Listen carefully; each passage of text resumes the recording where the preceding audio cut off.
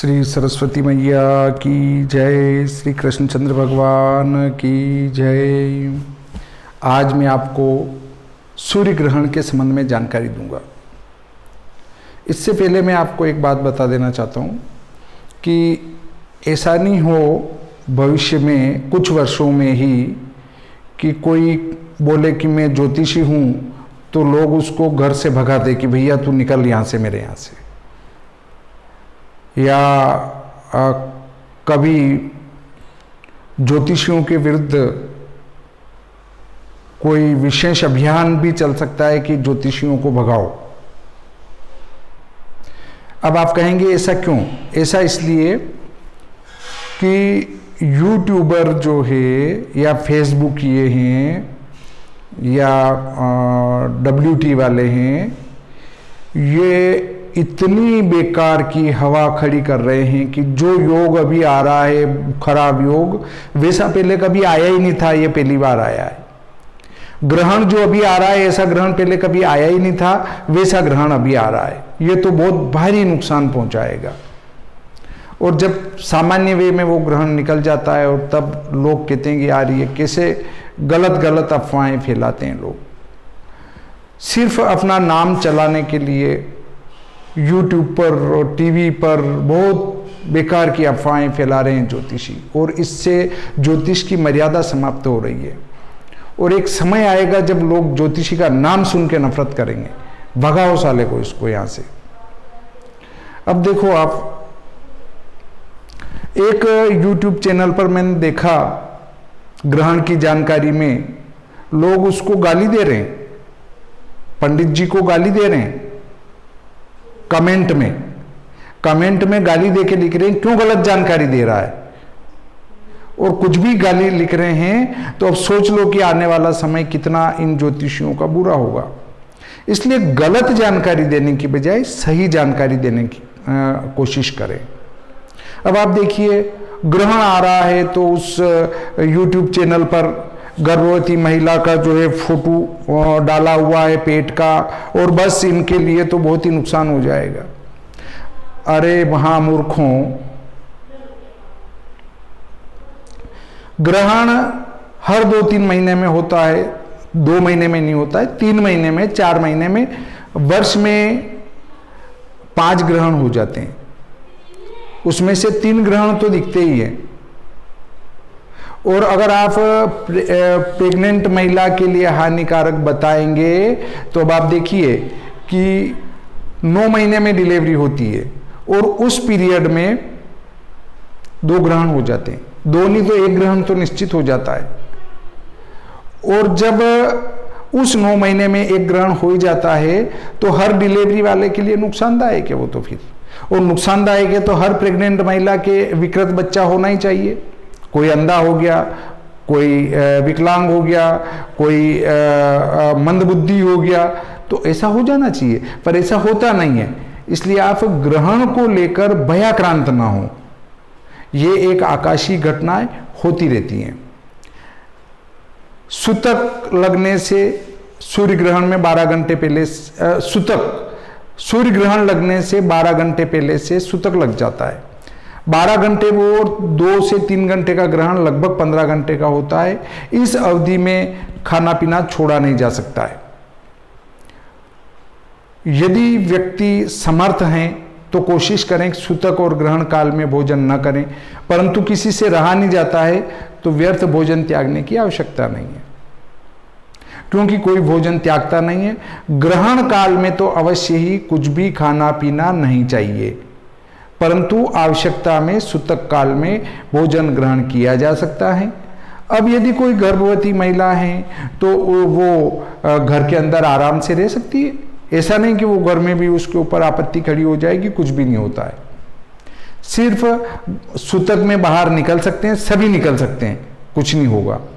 परंतु ग्रहण काल में गर्भवती महिलाएं घर के अंदर रहें, बाहर ना निकलें।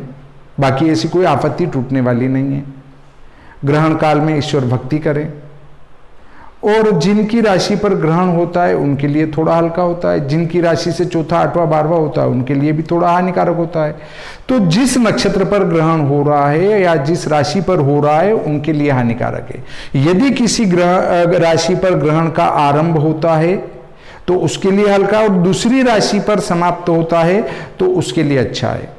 इसी प्रकार किसी नक्षत्र पर ग्रहण प्रारंभ हो रहा है उस नक्षत्र के लिए हल्का है, परंतु जिस नक्षत्र पर मोक्ष को प्राप्त हो रहा है उसके लिए यह ग्रहण अच्छा है, उसके लिए नुकसानदायक नहीं है। तो पहले देखें कि ग्रहण कौन से नक्षत्र पर हो रहा है। अब हमारा जो ये अभी आषाढ़ कृष्ण पक्ष अमावस्या रविवार दिनांक 20 जून 2020 को ग्रहण होगा। यह ग्रहण मृगशिरा नक्षत्र पर और मिथुन राशि पर होगा। तो मृगशिरा नक्षत्र और मिथुन राशि वालों के लिए थोड़ा हल्का है, तो इनको जो है ग्रहण की शांति के लिए महामृत्युंजय मंत्र या फिर अपना विष्णु सहस्त्र नाम स्तोत्र का पाठ स्वयं ही कर लेना चाहिए, तो ऐसी कोई दिक्कत नहीं आएगी। या नहीं भी करते हैं तो कोई पहाड़ टूटने वाला नहीं है। इस ग्रहण का स्पर्श निमच में 10:10 पर होगा, मध्य 11:51 और मोक्ष 1:40 रहेगा। तो यहां से ठीक 12 घंटे पहले से सूतक प्रारंभ हो जाएगा, अर्थात ये दिन में होगा तो रात की 10:10 अर्थात 19 जून की रात की 10:10 से निमच में सूतक प्रारंभ हो जाएगा। सूर्य ग्रहण का स्पर्श मध्य और मोक्ष अक्षांश भेद से अलग अलग होता है, तो इसके लिए अलग अलग स्थान का जो है स्पर्श मध्य मोक्ष निकालना होता है, परंतु इसमें लगभग थोड़ा सा अंतर आता है, तो आप इस पर ध्यान नहीं लगाएं। यहाँ निमच में खंडग्रास रूप में दिखाई देगा। केवल आपका जो ये जम्मू कश्मीर का क्षेत्र है ये आता है आपका, और ये उत्तराखंड पड़ता है इधर, और ये हमारा यहाँ पर ये राजस्थान आ जाता है। तो ये जो पट्टिका निकलेगी अपने पाकिस्तान की तरफ और जाती हुई, ये भाग जो रहेगा यहाँ चमोली वगैरह आता है, चमोली वगैरह तो यहाँ आता है, ये चमोली है उत्तराखंड का। तो ये चमोली आदि जो क्षेत्र पड़ता है इस क्षेत्र से होते हुए ये राजस्थान में होते हुए ये एक पट्टी निकलेगी, यहाँ पर ये कंकणाकृति रूप में दिखाई देगा। ये सूर्य ग्रहण कंकण रूप में दिखाई देगा। अब कंकण क्या होता है कि आपका जो सूर्य का गोला वो बड़ा है, ये बड़ा, और चंद्र का गोला उससे छोटा है, तो पूर्णतया वो इसके अंदर आ जाता है। इसके अंदर आ जाने से ये पूरा तो काला काला दिखेगा सूर्य, परंतु बाहर एक गहने की तरह जो चमकता हुआ दिखेगा, ये कंकणाकृति ग्रहण है। ये कंकणाकृति ग्रहण की ये पट्टिका रहेगी। जो ये जम्मू कश्मीर है इसके नीचे हरियाणा और इधर राजस्थान में होते, पश्चिमी राजस्थान में होते हुए, और इधर चमोली वगैरह के इधर, और फिर नेपाल की तरफ जाते हुए ये एक पट्टी आएगी, इसमें कंकणाकृति दिखेगा। बाकी यहाँ जम्मू कश्मीर में और हमारे पूरे पूर्वी राजस्थान, उत्तर प्रदेश, इधर हमारे पूर्वी जितने भी प्रांत हैं, और पूरा दक्षिणी भारत, मध्य प्रदेश, गुजरात, पश्चिमी राजस्थान का दक्षिणी भाग और पूर्वी राजस्थान पूरा, ये इसके बाद गुजरात, मध्य प्रदेश के नीचे वाले जितने भी प्रांत हैं उन सब में खंडग्रास सूर्य ग्रहण दिखाई पड़ेगा। सिर्फ कंकणाकृति में यहाँ पर ही ये ग्रहण दिखेगा। और इस ग्रहण का फल इस प्रकार से होगा, मैं आपको ग्रहण फल बता देता हूँ, आप ग्रहण फल सुने। ये ग्रहण भारतवर्षीय भूभाग के अलावा म्यांमार, दक्षिणी रूस, Mongolia, Bangladesh, Sri Lanka, Thailand, Malaysia, Korea, Japan, Indonesia, पूर्वी Australia, Africa, Iran, Iraq, Afghanistan, Nepal, Pakistan आदि में खंडग्रास रूप में दृश्य होगा। अफ्रीका के कुछ क्षेत्र, यमन, ओमान, दक्षिणी पाकिस्तान, दक्षिणी चीन का कुछ भाग, ताइवान तथा भारत में पोखरी, उखीमठ, अगस्त मुनि, चोपता, मयाली, घनसाली, झेलम, टेहरी, नई टेहरी, चंबा, देहरादून, जगदारी, यमुनानगर, शरीफगढ़, कुरुक्षेत्र, थानेसर, नंदा देवी नेशनल पार्क, अनूपगढ़, श्री विजयनगर, अमरपुरा, जातन, सूरतगढ़, रंगमहल, मेहरवाला, सिलवाला खुर्द, द्रोणागिरी, चमोली, जोशीमठ, पीपलकोटी, रुद्रनाथ, गोपेश्वर आदि में कंकणाकृति में दृश्य होगा।